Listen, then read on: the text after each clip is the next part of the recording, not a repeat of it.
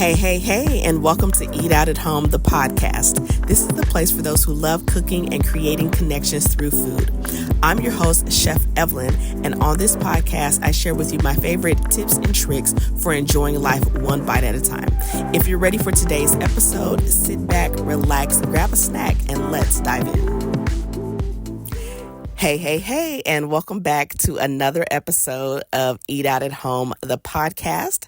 And today I want to talk about the kind of one mindset shift or the one thing that I do that keeps eating out home enjoyable, keeps it easy, keeps it fun. And this really stems from a conversation that I was having with a friend the other day. And we were just talking about, wanting to, maintain eating out at home, wanting to make sure that we were eating our own definition of healthy or nutritious meals and how to make it not feel so much like a chore or something that is like, just super labor intensive. And so one of the things that I told her is that for me, my boundaries around eating at home is that it has to feel easy for me.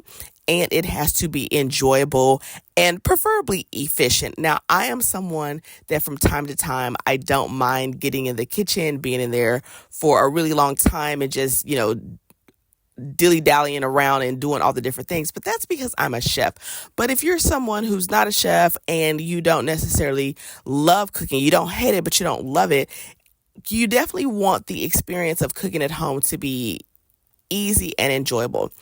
And so we were talking about it and she was asking me my perspective. And what I told her was that when I have those parameters, and so any type of cooking or diet plan or healthy eating plan that falls outside of those parameters are no longer on my plate. They're just not an option, right? That the boundary is it has to be easy for me, and that's relative per person, and it has to be enjoyable for me, and that's also relative per person. And so the thing I told her, which sounds so simple, but we really spent a good 20-30 minutes talking about this, is that I don't fight against my natural inclinations when it comes to cooking at home. And I'll use a non-food example. So, we all know that moving our body is important and healthy and all that kind of stuff.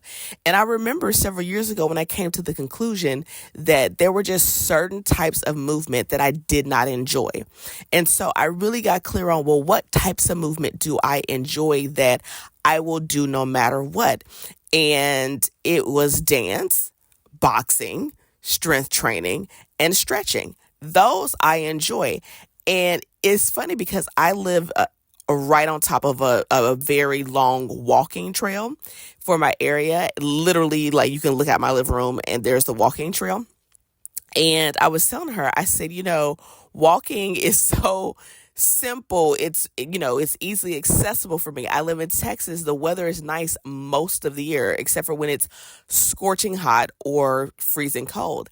And I said, and I tried to force myself like this makes sense. You don't have to pay for a dance membership or a gym membership. You could just go outside and walk. But the thing is, I don't enjoy it. Mainly, it's not that exciting for me, and I don't like the bugs, okay? I'm just not a bugs person, right? And so I was telling her that I kept trying to force myself, and finally I was like, you don't like this, and so therefore you're inconsistent. You need to focus on the form of movement where you like it and you're consistent, which is dance, boxing, strength training, and mobility. So the same thing applies for me when it comes to food, that whether it's the way I cook at home or what I'm eating, I work with what I naturally gravitate towards, and then I try to optimize that. So for example, yes, I love cooking at home. I have a whole podcast about it. I cook at home 6.5 days of the week, right? And I remember telling her that pretty much every Friday night, I would just go out to grab something. And I used to be like, you should be cooking at home. And I finally realized, I was like, I need a break. I'm cooking at home the other 6 days a week, the other meals per week, that I'm going to have a break in cooking at home. And you know what? I'm just going to make it Friday nights because it's something that I already do. And so instead of trying to force myself to go, no, you absolutely, can't eat out at all, ever. The whole goal is to be 100% efficient. I'm not a robot, right? I'm not a machine. And so I told her, I said, I could have tried to say, well, wait till Saturday or do it on Sunday. But I realized I was like, I'm already doing it on Friday nights. So I'm just going to make that a thing. And then I just eliminate that decision fatigue out of my life on what's happening on Friday nights. I'm probably going to go pick something up, order something in, and that's just what it is because I know the other 6 days of the week I'm going to be cooking at home. Conversely, I was telling her that during the week, I think one of the things that I've seen people struggle with, and I used to struggle with, is this decision fatigue for every single meal of every single day. What am I having for breakfast, lunch, a snack, dinner? Times 4 or 5 days, 6 days of the week. Well, that can be exhausting and it could feel like it's always top of mind. And I told her, I was like, I am a chef and I love to cook. I have a podcast about cooking at home. I make videos about cooking and entertaining and all of that. And I love it. And yet I do not want food to be on the forefront of my mind all the time, right? I don't want to spend that energy always like, what am I eating next? What am I eating next? What's for dinner? What's for lunch? What's for snack? What about tomorrow? And I talked about this in a previous episode about how I use meal templates so that I don't have to think about it, right? Breakfast is going to be a fruit, a vegetable, and a protein, whatever format that shows up in. So sometimes that fruit, that vegetable, and a protein is all within a smoothie, right? It's a berry smoothie with spinach in it and some protein powder, but it is a fruit, a vegetable, and a protein. Sometimes it's boiled eggs and roasted broccoli and sliced up mango, okay? And that is a fruit, a veg, and a protein, right? Sometimes it's, a breakfast frittata with sausage in it and asparagus and spinach and, and then a smoothie, right? So with protein powder or whatever the case may be, sometimes it's just a strata, okay, that has everything in it and a little, green salad on the side and a glass of pomegranate juice or a glass of cranberry juice.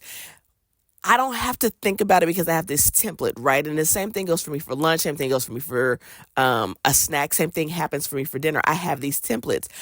And I just work within the templates. I don't even think about it, right? Long as it hits those parameters, it eliminates some of that decision fatigue, leading to my point about it makes it easy for me. But something that I also realized is that I don't like to eat by my templates on the weekend. I realize come Saturday, come Sunday, I like a very traditional American style meal, meaning I want a protein, 2 vegetables, a starch, a beverage, and a dessert, right? And so what I've realized about myself, and even when it comes to like Saturday mornings, I like a very kind of traditional continental all-American breakfast. And so what I decided is instead of trying to fight myself on that is to lean into that. How can I make a delicious and based on my own eating parameters, nutritious, kind of classic continental American style breakfast because I know that's what I gravitate towards on like a Saturday morning or a Sunday morning. Same thing when it comes to meals. I like a little bit more effort in my meals. One of the things I talked about in a previous podcast episode is how when it comes to dinner during the week, I really love a one-pot meal. A soup, a stew, a chili, a braise, anything where I can have my meat and my carb and my vegetable all in one pot, maybe throw a salad on the side and just different variations of that. I love that during the week. I enjoy that. I make so many different kinds of that. Again, it eliminates decision fatigue because I know I'm making some sort of one pot meal. But I don't want that on the weekends. And this just comes through careful observation of my natural eating habits. And instead of trying to drastically change them, I lean into them. So now I know when I'm grocery shopping, yep, I'm going to have probably 2 different one-pot meals during the week, maybe 3. But then there's also needs to be things in the freezer, in my refrigerator, in my pantry that's going to lean towards a more traditional structure of a meal. So that may mean that on the weekend, I'm having seared steak with a leek butter and, a baked potato or mashed sweet potatoes. And then I've got some grilled asparagus, or I'm doing broccoli, or, bok choy, or whatever the meal calls for, right? And then I may be making a mocktail to go along with that. And then also I might be making something delicious for dessert, right? But I know I only want that one day a week, one meal a week, if I'm being honest, and then I'm right back on it. And so my meal plans and my formats and my templates may not be what works for you or your family, right? Because this friend that I was talking to, she is married and she has 2 small children. So obviously her templates and her formulas are going to be significantly different than mine, even just because of her taste, right? And so I would encourage you to work with how you already function versus against it. And one of the things I shared with her is that even at the beginning of me getting back into the kitchen, I didn't try to go to some super restrictive, super quote unquote healthy thing. I realized, okay, I live really close to a Starbucks, and what am I ordering when I go? I'm usually ordering a chai latte with oat milk, and I'm usually ordering some sort of breakfast sandwich. So all I did when I first got started was I said, well, then I'll just do that at home. I'll make a chai latte with my oat milk creamer, and I will make myself some sort of breakfast sandwich. And I knew just by doing that at home, even though it was the quote unquote same thing, it was already more nutritious, more healthy, and I'm cooking it at home. I didn't try to force myself and going, you need to eat an all egg white omelet with spinach and dried Ezekiel toast.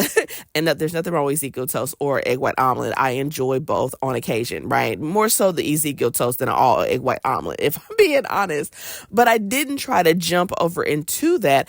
I leaned into what I was already doing and then just made it more nutritious by making it at home, making it fresh, adding all the things that I wanted. And then over time, right, it got a little bit more diverse, got a little bit more interesting, and I could make some different choices. So I want you to really consider, if this is an approach that might work for you.